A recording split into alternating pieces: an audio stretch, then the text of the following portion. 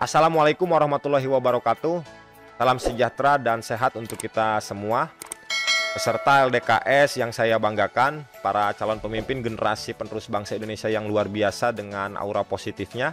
Saya sangat senang hari ini mendapatkan kesempatan untuk hadir di hadapan peserta latihan dasar kepemimpinan siswa SMA Negeri 1 Serang Baru. Dan izinkan saya dalam waktu beberapa menit ke depan mencoba untuk menjelaskan sedikit materi yang saya ketahui mengenai organisasi, sehingga kita dapat terus belajar menjadi seorang organisatoris. Mudah-mudahan setelah menonton video ini kita mendapatkan ilmu yang bermanfaat dan menambah wawasan ilmu untuk kita semua. Jadi saya sangat berharap kepada para peserta LDKS di sini dapat menyimak video ini secara lengkap dengan konsentrasi ke pemaparan materi kali ini. Jika ada yang perlu dicatat, nanti dulu mencatatnya boleh setelah video ini selesai dan diulang lagi untuk dicatat. Baik para peserta LDKS yang saya banggakan, kita tahu bersama-sama bahwa Indonesia telah dijajah kurang lebih 3 abad lamanya, 300 tahun lamanya. Tentu saja ini waktu yang sangat lama. Tapi akhirnya Indonesia mendapatkan kemerdekaannya. Setelah dijajah selama 3 abad, akhirnya Indonesia mendapatkan kemerdekaannya. Bagaimana ini bisa? Ini dikarenakan seluruh rakyat Indonesia memiliki tujuan yang sama, yaitu kemerdekaan. Saya garis bawahi bahwa seluruh rakyat Indonesia ini memiliki tujuan yang sama, yaitu inginnya kemerdekaan bangsa Indonesia. Lalu Sumpah Pemuda mengajarkan kepada kita bahwa melakukan sesuatu itu secara bersama-sama dan hasilnya akan sangat luar biasa.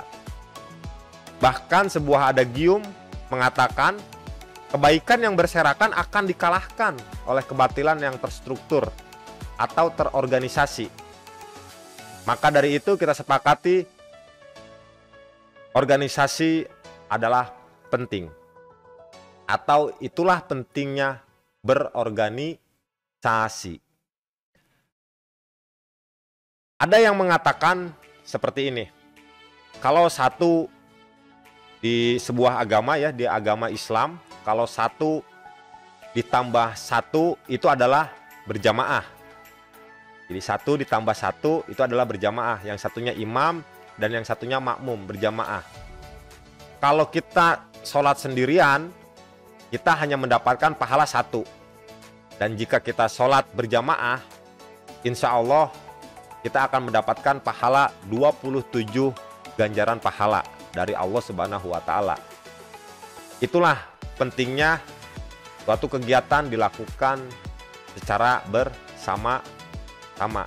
Dan itulah pentingnya organisasi. Lalu kalau organisasi itu penting, pertanyaannya adalah, sebetulnya apa itu organisasi?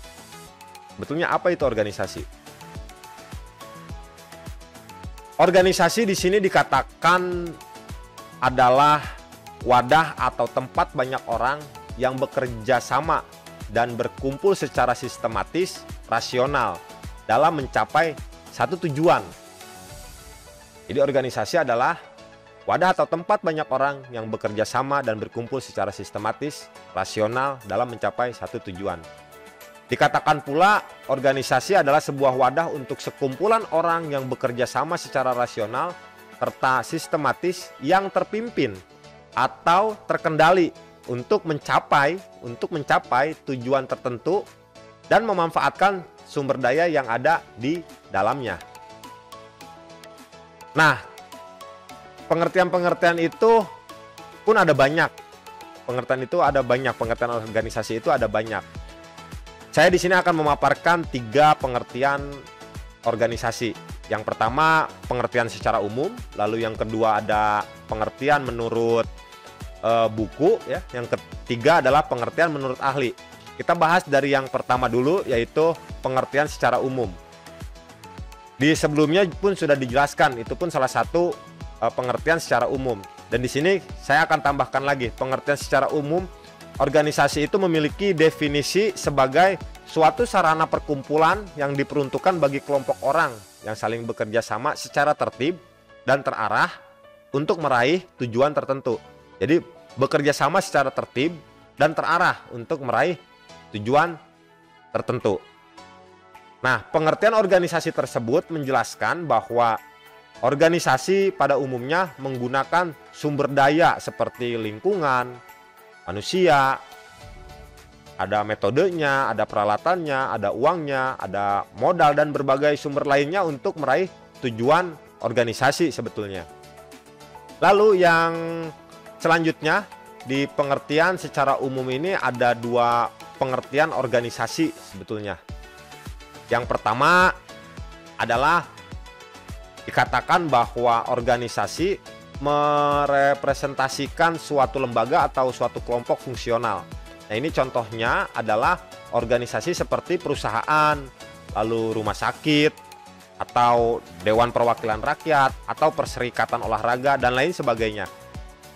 Lalu ada yang organisasi pengertian organisasi secara umum yang kedua itu adalah berkaitan dengan proses pengorganisasian di mana menjadi sebuah metode aktivitas organisasi yang dialokasikan dan ditugaskan kepada para pekerja, karyawan, atau anggota untuk mencapai tujuan organisasi secara efisien.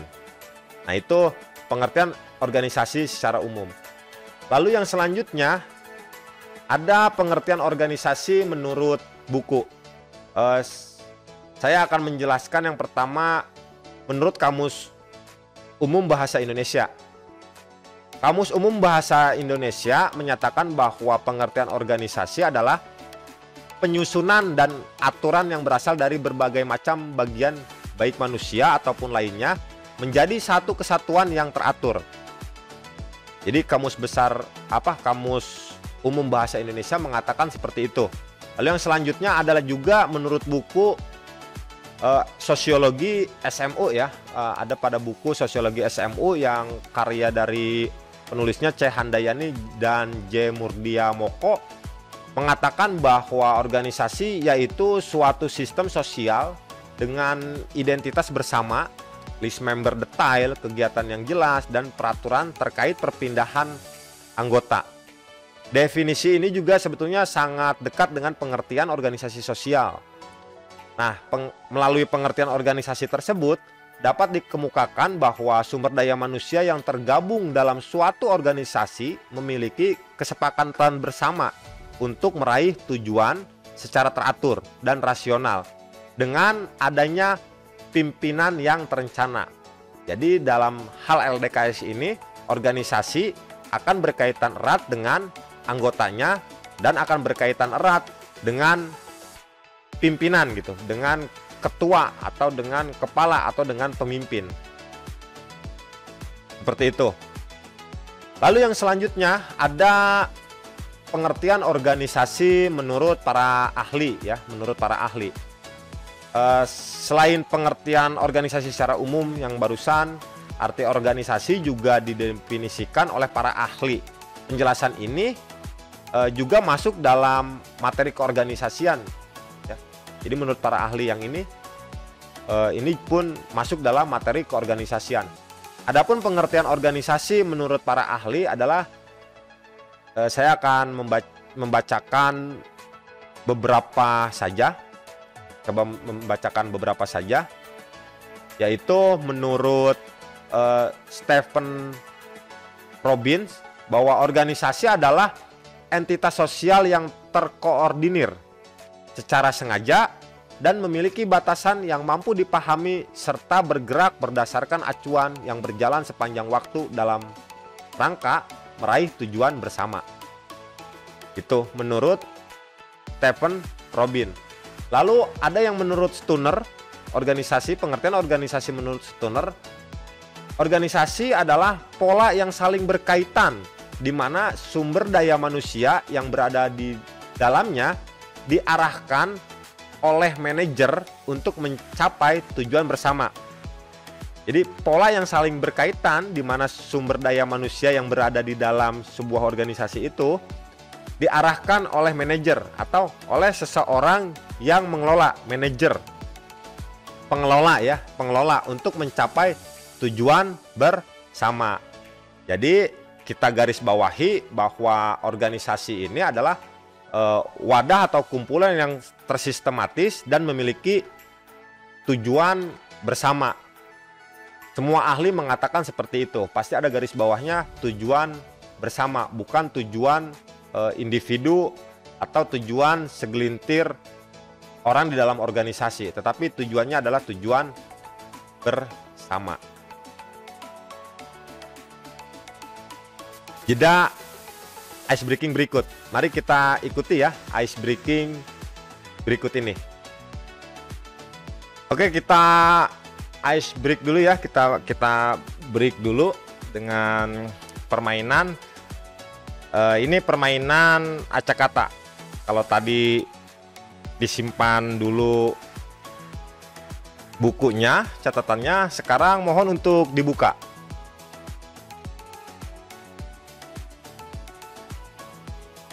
Oke, kita akan lihat di sini ada beberapa kata dan kata-kata ini akan diacak. Silahkan kalian semua untuk melihat kata yang berada di layar ini dan diperbaiki. Ini acak kata dan tolong diperbaiki kira-kira kata apa yang benar. Silahkan. Contoh ya, contoh kalau misalkan belum tahu, contoh. Nah, Afghanistan. Oke, ini contoh ya, contoh. Berarti jawabannya adalah Afghanistan. Yang selanjutnya, silakan siap-siap untuk dicatat. Kita buka. Oke, silakan dijawab. Ya, betul. Ini adalah Indonesia. Lalu yang selanjutnya,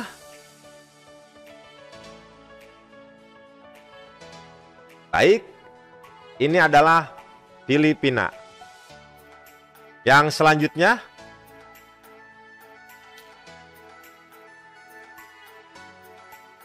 oke, kita buka jawabannya, Malaysia. Yang selanjutnya,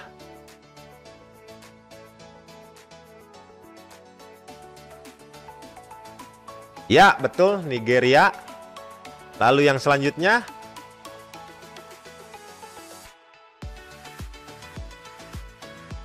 Suriname.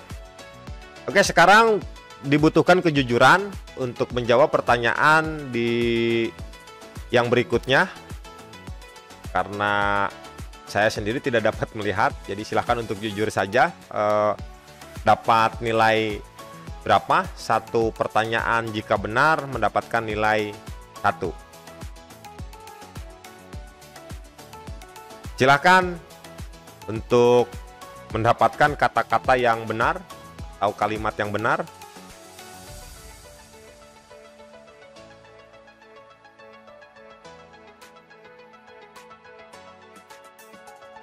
Oke, jawabannya. Silahkan bagi yang benar untuk menuliskan nilai 1. Lalu yang selanjutnya, silahkan untuk dijawab.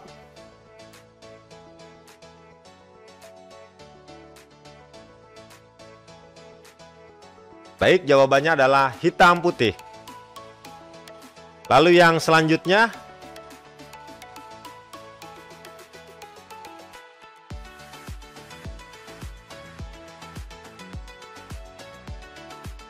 oke, kita buka. Opera Van Java. Pertanyaan berikutnya, silahkan.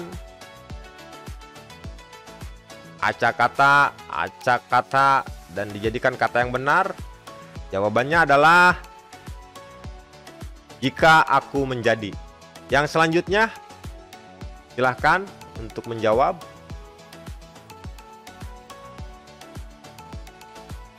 Baik, kita buka jawabannya. Jawabannya adalah pas, mantap. Yang selanjutnya,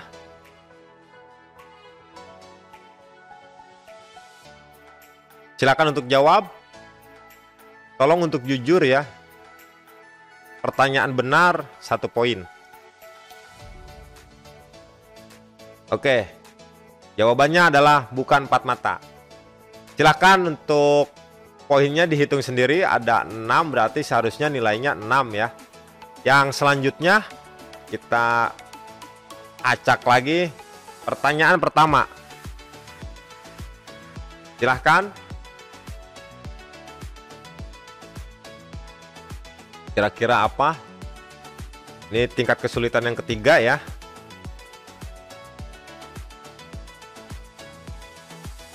Kita buka jawabannya. Battleship. Pertanyaan berikutnya. Untuk level 3 ini. Kira-kira apa jawabannya?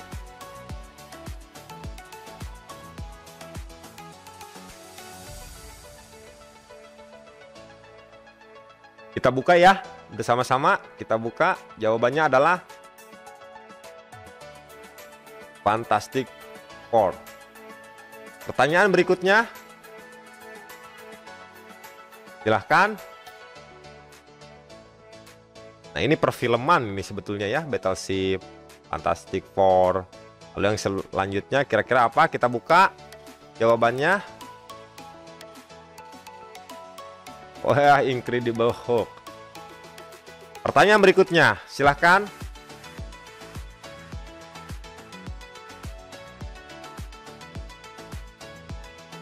Oke, kita buka. Jawabannya adalah Dragon Ball Z. Ini film semua ternyata ya. Kita buka lagi pertanyaannya. Silahkan untuk diacak kata-katanya sehingga menjadi kalimat yang benar.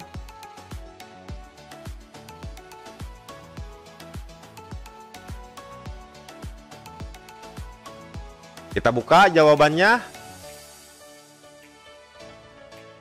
Fast and Furious. Pertanyaan terakhir di level 3. Kira-kira apa ini? Kita buka. Oke, silahkan untuk dicatat nilainya. 1 pertanyaan dengan jawaban benar adalah poinnya 1. Silahkan untuk jujur ya. Oke, kita buka untuk level 4. Kira-kira apa ini ya? Tentang apa ya? Oke, kita lihat. Jawabannya kira-kira apa? Clue-nya ini adalah aktor-aktor film ya. Saya kasih clue-nya ini adalah aktor-aktor film. Kita buka jawaban pertanyaan nomor 1 di level 4. Jackie Chan. Oke, pertanyaan berikutnya.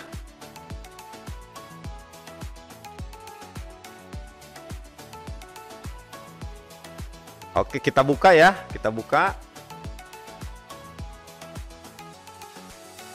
Oke, aktor-aktor film nih ya. Kita buka lagi pertanyaannya. Aktor film siapakah? Ini Let G. Kira-kira yang benar itu apa? Kita coba jawaban dari kalian. Apakah benar? Kita buka. Oke, Jet Li. Pertanyaan berikutnya. Wah, ini kayaknya depannya sudah gampang ini ya. Tom. Kenal ini. Ganteng juga ya. Kita buka jawabannya. Tom Cruise. Pertanyaan berikutnya. Ini wanita cantik. Wanita cantik. Artis luar Hollywood ya. Artis luar Hollywood. Siapakah dia? Kita buka. Angelina Jolie. Pertanyaan berikutnya. Ini sterek ini. Orang gagah ini ya. Ahli bela diri juga. Kita buka jawabannya. Acak kata kita buka. Oke. Sylvester Stallone. Yang berikutnya. Ini tentang karakter ya. yang berada di seseorang. Yang pertama, silahkan untuk dijawab kata apakah yang benar. Hitung mundur ya. 4, 3, 2, 1. Betul, jawabannya adalah kreatif. Yang selanjutnya, berbicara gitu kan ya. Ini yang berbicara nih, satu orang lebih baru bisa membuka kata ini. Itu clue-nya. Berbicara satu orang lebih, disebutnya adalah komunikatif. Nah, ini kurang baik ini ya. Orang yang terlalu apa nih kira-kira nih? Terlalu titik. Hal yang negatif ini ya. Hal yang negatif. Coba kita buka jawabannya, sombong. Nah, kalau ini bagus. Apa ya kira-kira? Kita buka jawabannya. Oke. Lalu yang selanjutnya. Ini terlalu itu ya, orang ini terlalu pengetahuannya terlalu di mana-mana nih. Tinggi gitu, pengetahuannya tinggi banget. Apa kira-kira ya? Kata-katanya ya. Kata-katanya kita buka jawabannya. Oh, tahu. Oke, kalau ini pokoknya begitulah kalau ini ya. Kalau dipegang gitu kan. Kalau ke barang kalau dipegang itu licin gitu. Apa ya kira-kira ya? Kita buka ya. Oke, bukan licin tapi lembut. Demikian dulu ya untuk ice breakingnya. Nanti di jeda video berikutnya kita akan coba untuk ice breaking lagi. Hanya diperlukan kejujuran untuk jawaban benar dan salahnya. Oke, kita lanjut materi di organisasi untuk peserta LDKS Semansa Tera. Mari kita lanjutkan. Baik para peserta LDKS yang berbahagia, setelah kita melakukan sedikit ice breaking dengan kuis acak kata, mari kita lanjutkan kembali pembahasan materi mengenai organisasi. Pada materi yang ini kita akan membahas tentang tujuan dari organisasi. Sebetulnya ada banyak sekali tujuan-tujuan kita berorganisasi. Di sini saya akan menjelaskan tentang tujuan dari pembangunan organisasi. Yang pertama adalah tujuan dari pembangunan organisasi meningkatkan kemandirian serta kemampuan dari sumber daya yang dimiliki. Yang kedua adalah wadah yang digunakan untuk individu yang memang ingin memiliki jabatan, penghargaan, serta pembagian kerja yang jelas. Yang ketiga adalah wadah untuk memiliki pengawasan dan kekuasaan. Yang keempat, membantu setiap individu yang ada di dalamnya agar dapat meningkatkan pergaulan serta memanfaatkan waktu luang secara lebih optimal serta bermanfaat. Yang keenam, membantu mencari yang kelima membantu mencari keuntungan bersama-sama dengan kerjasama yang sudah terbagi dengan baik. Lalu yang keenam, membantu untuk pengelolaan lingkungan bersama-sama. Dan yang terakhir adalah mencapai tujuan secara efektif dan efisien sesuai dengan yang telah menjadi tujuan awal sebuah organisasi. Jadi tujuan ini adalah hasil dari kesepakatan sebuah organisasi sebetulnya.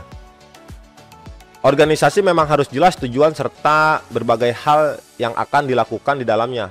Nah, hal-hal ini tertuang dalam visi dan misi organisasi. Jadi tujuan bersamanya itu tertuang dalam visi dan misi organisasi. Tentunya hal ini harus sudah ditentukan sejak awal karena berkaitan dengan pembagian tugas serta bentuk kerjasama yang akan dilakukan masing-masing anggota yang ada di dalamnya. Sehingga tujuan ini menjadi poin yang sangat penting dimiliki sebuah organisasi dalam mengoptimalkan kinerja yang ada di dalamnya. Selain dari tujuan organisasi yang telah kita bahas, ada juga beberapa wawasan organisasi yang penting untuk kita. Yang selanjutnya, selain dari tujuan organisasi, adanya unsur-unsur organisasi.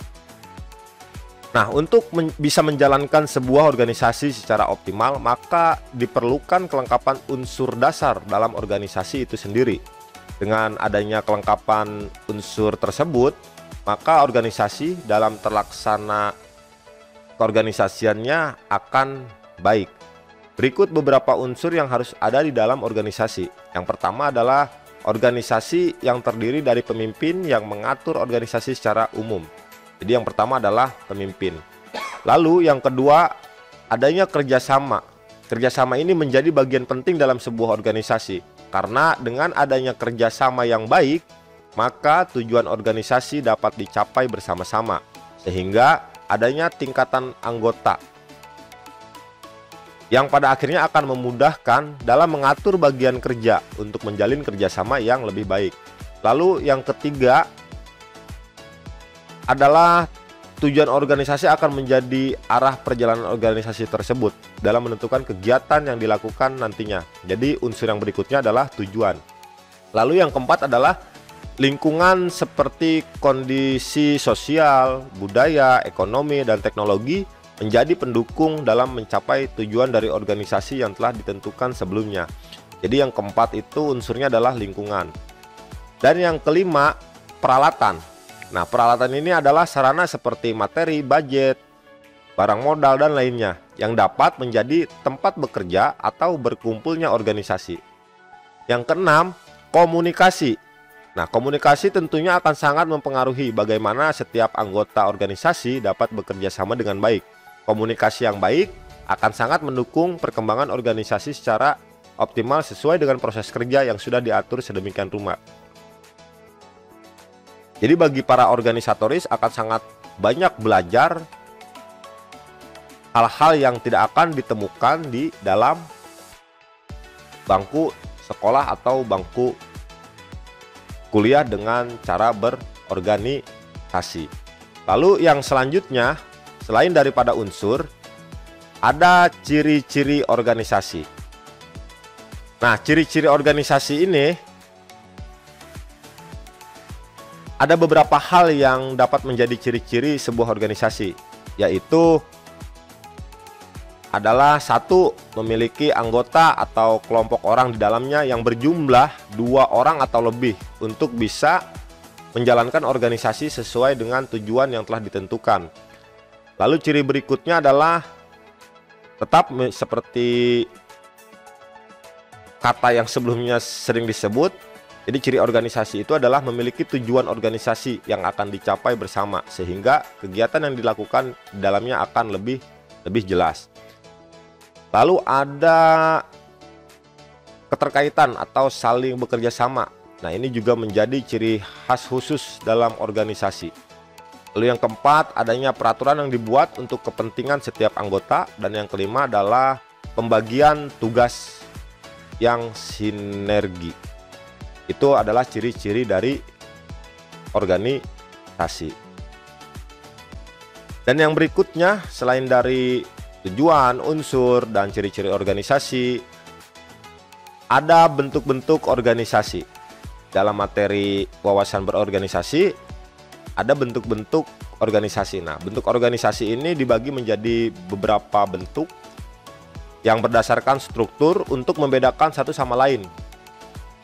Salah satunya yaitu organisasi garis atau tafter. Nah, ini juga dikelompokkan menjadi 2 kelompok orang, yaitu yang melaksanakan tugas pokok organisasi untuk mencapai tujuan dan orang yang menjalankan. Jadi kalau organisasi garis itu hanya ada 2, yaitu yang bertugas untuk melakukan tugas pokoknya, dan yang kedua adalah yang menjalankannya. Lalu ada bentuk organisasi garis. Nah, ini bentuk organisasi garis ini organisasi yang paling sederhana. Dengan adanya jumlah anggota yang sedikit, dengan adanya pimpinan tertinggi, kemudian ada anggota yang menjalankan pekerjaan sesuai pembagian yang diberikan. Lalu ada organisasi fungsional. Organisasi fungsional ini memiliki pembagian tugas kinerja yang sudah diberikan oleh para petingginya, sehingga anggota yang ada di bawahnya tinggal menerima instruksi, bahkan bisa mendapat beberapa instruksi sekaligus. Lalu yang keempat adalah organisasi komite, atau biasa juga disebut dengan panitia yang diberikan kekuasaan tertentu, serta melakukan rundingan untuk memutuskan berbagai hal berkaitan dengan kegiatan organisasi untuk mencapai tujuannya. Itu adalah beberapa hal yang bisa Bapak bagikan, dari mulai tujuan, unsur, ciri-ciri, dan bentuk-bentuk organisasi. Lalu yang selanjutnya kita akan membahas jenis-jenis organisasi. Tetapi sebelum kita membahas jenis-jenis organisasi, silahkan untuk menonton video berikut ini.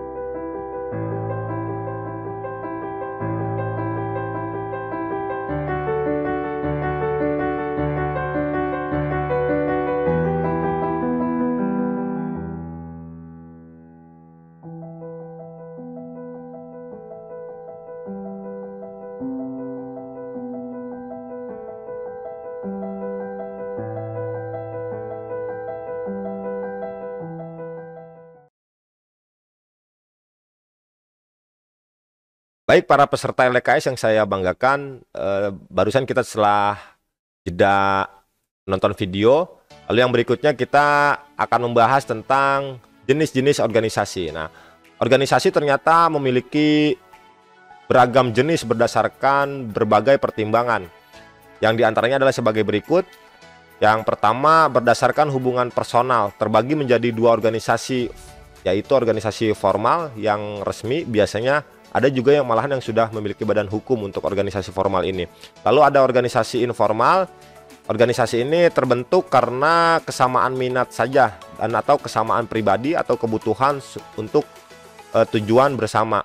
Lalu yang berikutnya, dari jumlah orang ada organisasi tunggal dengan semua tugas berasal dari satu pimpinan, dan organisasi komisi yang memiliki dewan untuk masing-masing bidang pekerjaan. Lalu ada menurut tujuannya, ada organisasi sosial yang bersifat non-profit yang tidak mencari keuntungan, dan ada yang bersifat profit yang mencari keuntungan. Lalu berdasarkan kehidupan di masyarakat, ada jenis organisasi kesehatan, pendidikan, pertanian, dan jenis lainnya sesuai bidang yang ada di masyarakat. Ini organisasi kemasyarakatan.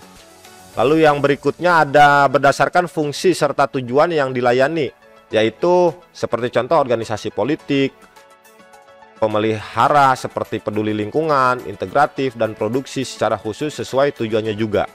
Lalu yang berikutnya berdasarkan pihak yang menggunakan manfaat organisasi. Nah, ini ada mutual benefit organization yang dinikmati anggotanya, atau ada commonwealth organization yang dinikmati masyarakat umum.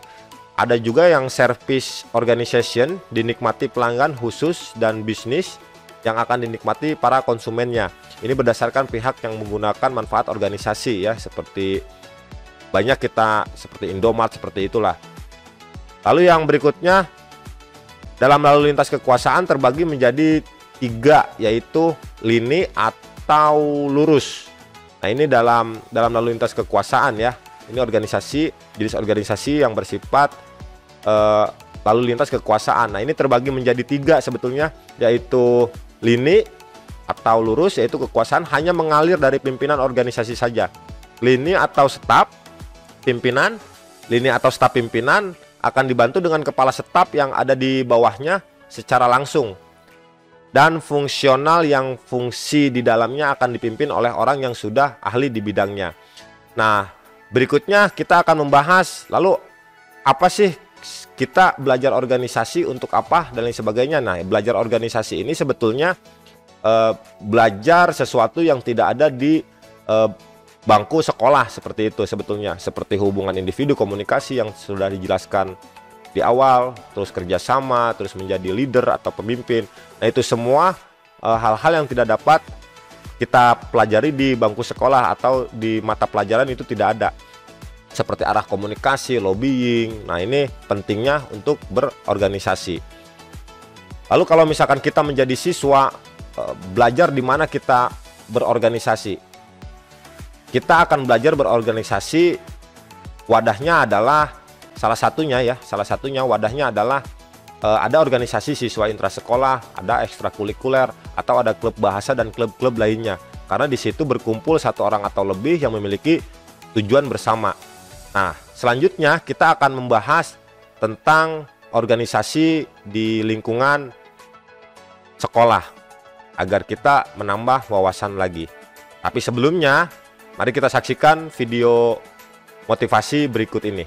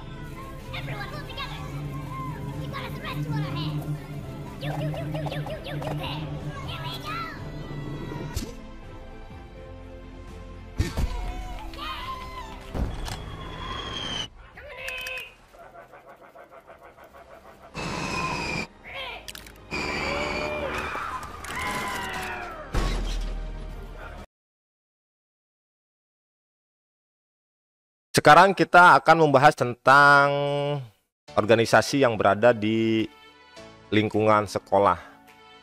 Nah, di lingkungan sekolah ini ada organisasi siswa intrasekolah sebetulnya, untuk wadah kita belajar mengenai seluk-beluk organisasi.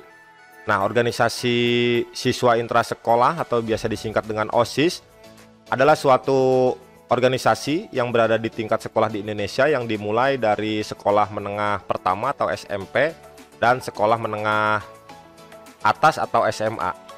OSIS ini diurus dan dikelola oleh murid-murid yang terpilih untuk menjadi pengurus OSIS.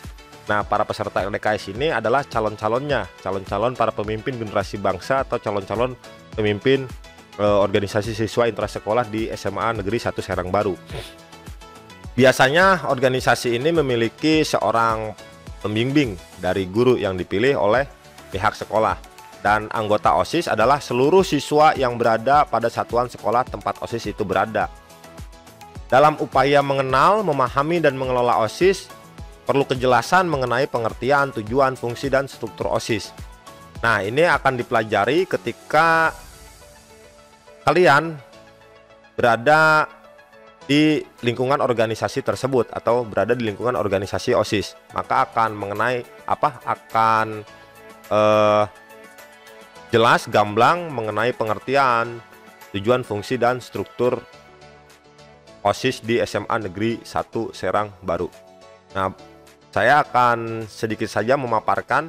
Yang pertama adalah secara semantis. Di dalam surat keputusan Direktur Jenderal Pendidikan Dasar dan Menengah tahun 1992 disebutkan bahwa organisasi kesiswaan di sekolah adalah OSIS. Jadi OSIS adalah organisasi intrasekolah yang masing-masing kata mempunyai pengertian sebagai berikut. Untuk organisasi sendiri telah dijelaskan sebelumnya, dan di dalam organisasi ini mendukung terwujudnya pembinaan kesiswaan. Yang selanjutnya ada kata siswa. Siswa adalah orang yang datang ke suatu lembaga pendidikan untuk memperoleh atau mempelajari beberapa tipe pendidikan. Lalu ada intra, ada kata-kata intra yang berarti terletak di dalam dan di antara. Intra itu artinya adalah terletak di dalam dan di antara, sehingga suatu organisasi siswa yang ada di dalam dan di lingkungan sekolah yang bersangkutan adalah dikatakan intranya. Lalu sekolah adalah satuan pendidikan tempat menyelenggarakan kegiatan belajar mengajar, yang dalam hal ini ada sekolah dasar, sekolah menengah, dan sekolah menengah pertama ya, sekolah menengah pertama dan sekolah menengah atas. Di sekolah tingkat dasar ini tidak ada organisasi siswa intrasekolah, tetapi di sekolah menengah, baik itu menengah pertama dan menengah atas, ini terdapat organisasi siswa intrasekolah. Nah, lalu secara organis, OSIS adalah satu-satunya wadah organisasi siswa yang sah di sekolah. Oleh karena itu, setiap sekolah wajib membentuk organisasi siswa intrasekolah atau OSIS. Ini jadi wajib, karena ada satu-satunya wadah yang berada di sekolah untuk para siswa belajar mengenai organisasi. Dan tidak ada hubungan organisatoris dengan OSIS di sekolah lain, dan tidak menjadi bagian dari organisasi lain yang ada di luar sekolah. Jadi khusus hanya untuk di sekolah saja. Adapun hubungan di luar itu adalah hubungan kerjasama ataupun hubungan lainnya. Lalu secara fungsional, dalam rangka pelaksanaan kebijakan pendidikan ini, khususnya di bidang pembinaan kesiswaan, arti yang terkandung lebih jauh dalam pengertian OSIS adalah sebagai salah satu dari 4 jalur pembinaan kesiswaan, di samping ketiga jalur lainnya, yaitu jalur latihan kepemimpinan, ekstrakurikuler, dan wawasan wiyata mandala. Nah, untuk mengenai kegamblangannya OSIS seperti apa di dalam intrasekolah SMA Negeri 1 Serang Baru, di dalam sekolah SMA Negeri 1 Serang Baru, kalian akan banyak belajar nantinya ketika learning by doing, atau belajar dengan cara melakukan, berkecimpung di organisasi siswa intrasekolah. Jadi selalu menebarkan kebaikan, aura-aura positif untuk bangsa Indonesia yang lebih maju di kedepannya. Mungkin sekian saja dari saya dalam pemaparan materi tentang organisasi. Ya, mudah-mudahan menambah wawasan kita walaupun hanya sedikit. Saya memohon maaf jika banyak kekurangan kepada para panitia dari OSIS, lalu kepada seluruh pihak yang bekerja sama di acara latihan dasar kepemimpinan siswa ini. Saya memohon maaf. Terima kasih banyak. Wabillahi taufiq wal hidayah. Wassalamualaikum warahmatullahi wabarakatuh. Teman Sasera, juara, juara, juara. Yes.